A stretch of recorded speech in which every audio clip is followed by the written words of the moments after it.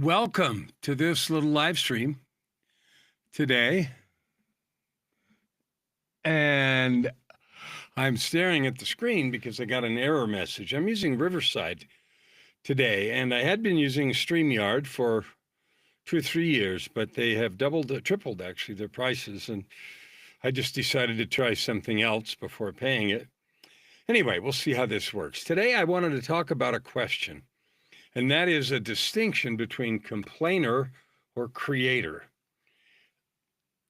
I don't live in the world where everything goes like I want it to. Maybe you do. I don't. Things are often go different than I want. I have a thought in mind about how stuff ought to happen, or I want it to happen, and it doesn't. And it isn't because I have blocks and barriers. I don't live there anymore. I know without any question, anything that you or we want to create, we can. And I also know with that it doesn't happen usually the direct way that I imagine. So the simple way would be I want $1 million, and suddenly Amazon rings the door and they hand me $1 million gold bars, $1 million worth of gold bars. That would be sort of direct manifestation, or it's in my bank or whatever. And it usually doesn't happen that way. I've had some miraculous things, and I'm sure you have too. But usually there is a path between where I am and where I want to be. It might involve some work. So I had about 2 years ago, I had an incident that really trashed my right lower back. And so for now, the last 2 years, I've been doing physical therapy and different exercises to try to get the mobility back and some sciatica pain and all that stuff. And so that process of becoming healed is working, and it is getting where I want to go, and it's taking some time. In the meantime, here's some things I've experienced. When I live complaining about what is, meaning my leg hurts or my back hurts, or I use a cane sometimes, if I complain about that, I notice that I heal slower. Isn't that interesting? I also notice that the other things that I do are not as successful and certainly not as much fun. I notice that when I don't complain, that when I just accept what is and do absolutely everything I can with it and about it, that I have more fun in my life and I get more stuff done, better stuff.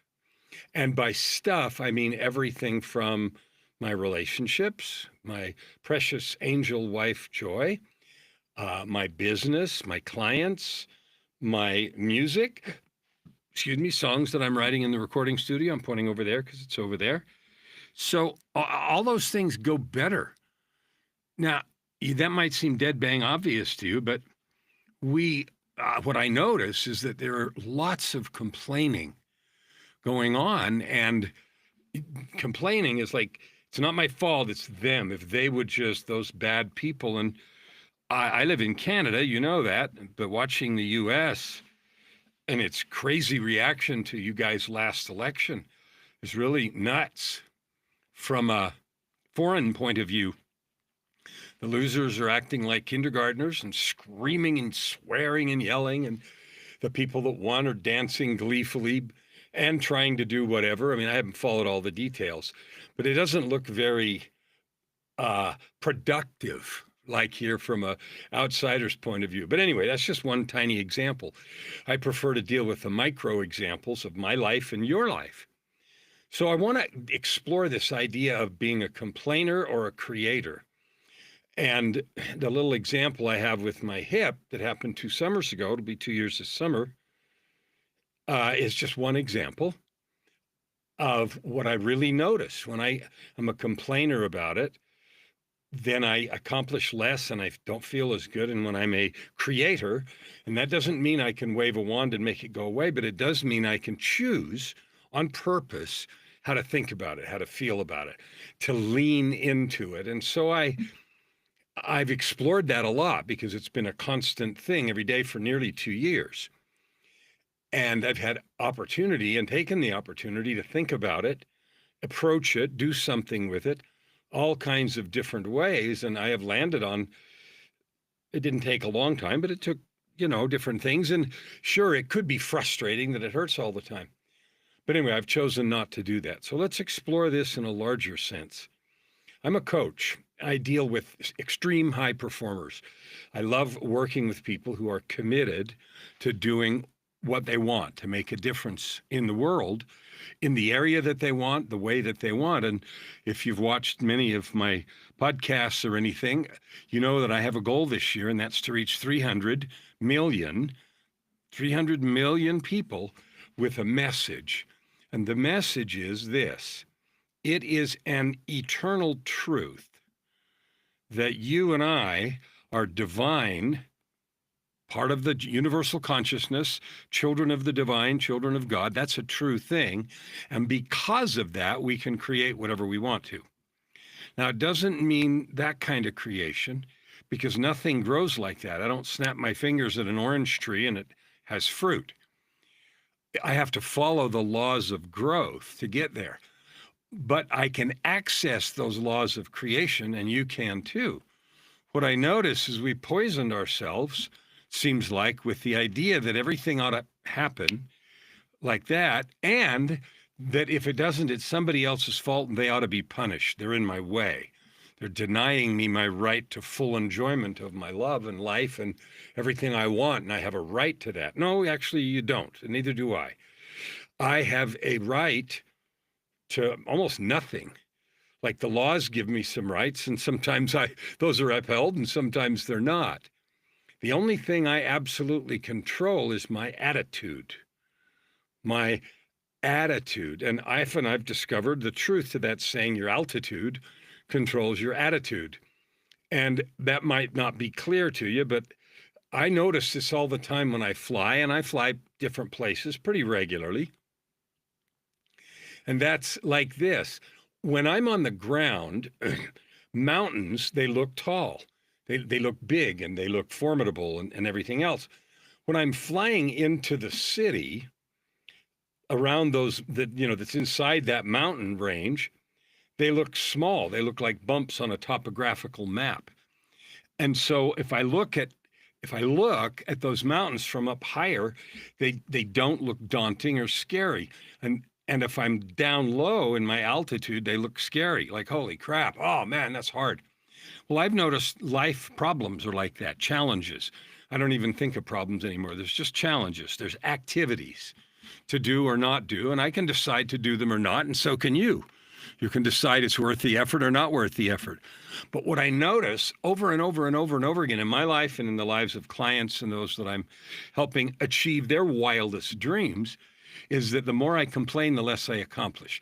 The more I complain, the crappier I feel. The more I complain, the more I affect others negatively. And I see that over and over again. So if the weather or the political climate or the election or your job or your business or your relationship or your health or your bank account isn't where you want it, that's okay. I would say that for the majority of people, one or more of those things isn't where they want them. The question is, what are we going to do? Or am I going to be a complainer or a creator? And it's easy just to say, well, complain or create.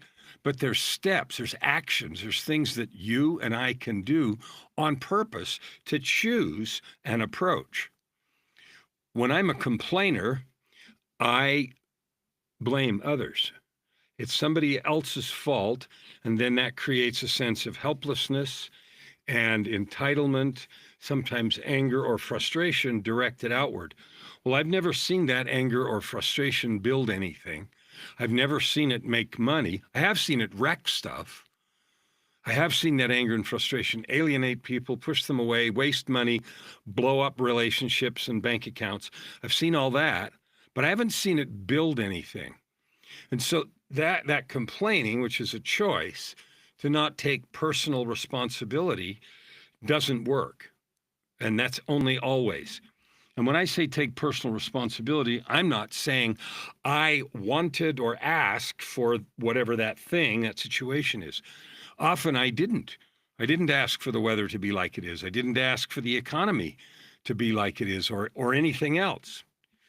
I didn't ask for a friend to betray me or to ruin a relationship. I didn't ask for, I didn't ask, want, think about, or desire that thing. But what I know is when I look at what is and then say, I'm going to create and ask a simple question, man, that's a mess. What can I create from this mess? That question alone for me has been really powerful. To drop the drama, and the drama means all the concern about whose fault it is and all the rest, and just ask the simple question, what can I create? And if it's new to you to talk like that or think like that, it can be hard because the first answer can be, I can't friggin' do nothing with this garbage. It's all their fault anyway, that kind of feeling. And if that's your habit, then that would be, the default to go there. But what I notice is that you can train yourself to just ask, what can I create? What can I create? What is the gift here? Is another way to say that. Man, that's a pile of mess. That's like the pony and the horse poop. Pile of horse poop, and one kid's digging around in there, and he says, I know there's a pony in here somewhere. Like, what is the gift here? And I'm not being esoteric or weird. Learning to do that has given me all kinds of blessings. Let me be really specific. It's made me stop feeling bad. It's made me eliminate anger. It's helped me find opportunities I would never have seen if I hadn't actually sat down and asked that question. And the answers usually start with, well, I could do this. Well, I could do that. I could ask for this. I could go see if this can happen. I saw a post earlier today from Ankus Jain who talked about the power of asking. And he gave an example where he was asking at a school to be part of a program or to introduce the idea of elevating consciousness. And he said he was amazed at the power of asking. And so there's just a super powerful thing. Here's another example. Yesterday evening, I sent a lengthy voicemail to someone and asked for several things, some of which could be difficult. And the request came out of a conversation that happened a month ago where those four things were talked about as possibilities. So I had to get some preliminary stuff done, and I did. And so yesterday I was ready, and I sent the message, and I got an email back today with answers to all four of them and ways to accomplish all four things I had asked for. Isn't that interesting? So asking is a powerful way to create. Now, we can ask others, will you help me with this? We can ask the divine for inspiration, ideas, courage, strength, stamina. If you don't have a good relationship with the divine, then that'd be kind of like asking someone you knew once upon a time, but you don't know very well. Now, God's a lot more forgiving, at least in my experience, and comes to listen a lot faster than somebody else that you've been dissing might. At least that's been my experience. But still, if I haven't been in practice to hear answers, inspiration, ideas, revelation, if I haven't been in practice, my receiver might be kind of crusty. And I might not hear something and then think, well, that's no good. Doesn't do any good to ask for divine help. Well, that's not true. I may need to tune up my receiver. And that's certainly been the case sometimes for me. So when I look at the idea of a complainer or a creator, it really centers around what I am able to do instead of what somebody or something else did or didn't do. A complainer, in my book, focuses on what somebody else did or didn't do and why I'm not happy with that. And a creator, as a creator, I focus on what I can do. Now, my goal to reach 300 million people is backed up by my podcast, which is like almost 1,000 episodes. It's backed up by the LA Talk Radio Show, which I'm doing this afternoon at 4 p.m. Pacific time. It's backed up by lots of things that I'm doing in an effort to create that. Because I know from my own experience, you, right here, right now, can create whatever you want. You just have to decide that you're going to walk the steps. And it's true for me. It's true for both of us. So I invite you to take sovereign ownership of your life. Your worth is not in question. Your identity is not in question as a divine being. Your possibility is infinite. You can have a purpose if you choose it, and all the power you need is available. But we got to go get it. It doesn't just come, at least in my experience, in the smooth, wrapped up form. So my commitment to you is to do everything I can to help you access your innate tools and power so you can create what you want. I, on purpose, choose, love, lift, bless, launch with rocket ships people that are committed to their own greatness. If there's something I can do to help you, let me know, because I'd love to. You see right up here, this URL, dreambuildwriteit.com. The end of February, a couple of weeks ago, 3 weeks ago, I guess, 22nd, we ran a 5-day book challenge, and it was a very successful challenge. And we've got 9 people now in a group that are writing books. And they're going to realize a dream of not only writing a book, but getting it published, getting it up on Amazon as a bestseller, and creating a product from or service of some kind from that book so that they can add good to the world and make some money, get paid for their life experience and their genius and the principles they're sharing in the book. That was one of the most fun things I've done in the last little while, and we're going to do it again. If you go to that URL, the dates will be changed pretty quick. The next one is June 2nd through June 5th. 2, 3, 4, 5, 6. Sorry, June 2nd through June 6th.